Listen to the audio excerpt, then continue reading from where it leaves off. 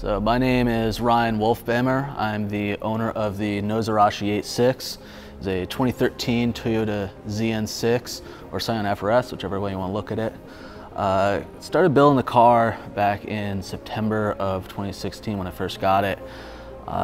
It's actually a tribute to a battle buddy of mine that I served with in infantry school back in 2002.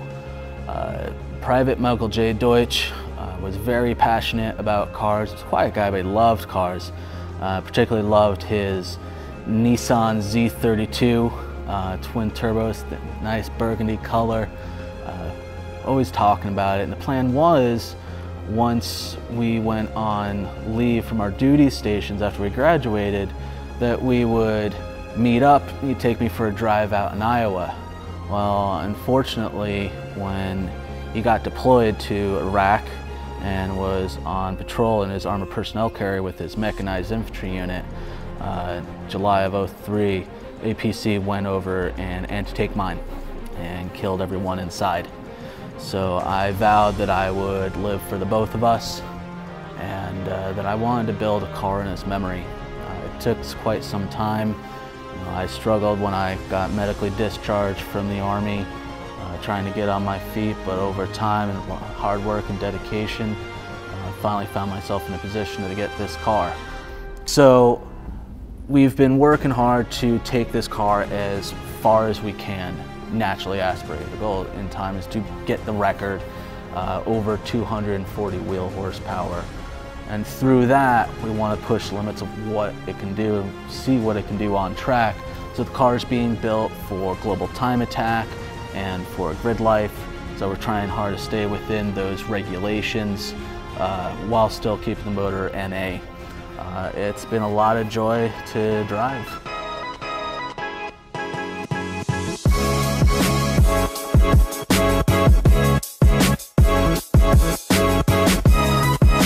My relationship with Whiteline has gotten rather interesting since we started off with just the stock sway bars, then went on to some aftermarket, and then eventually these Whitelines, and I've been able to feel the transition through those three.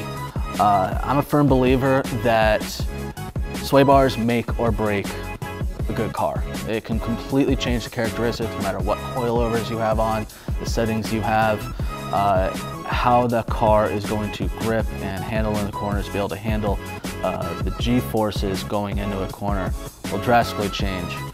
Whether you want the car to push through and slightly understeer or have the rear end come out and throttle steer some.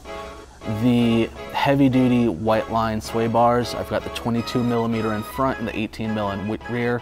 There's two-way adjustable in front and three-way adjustable in rear, allowing me to have a really fine amount of tuning to dial in the suspension, focus less on the actual coilovers, and dial in the car to handle and grip front and rear exactly how I want. And that's not something I was able to do with any of my other sway bars. The Whitelines really enable me to have that fine tuning.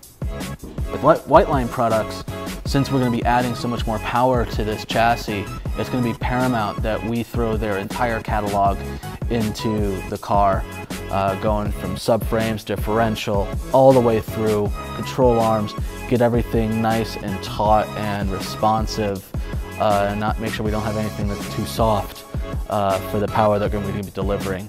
So those poly bushings are going to be extremely important from Whiteline.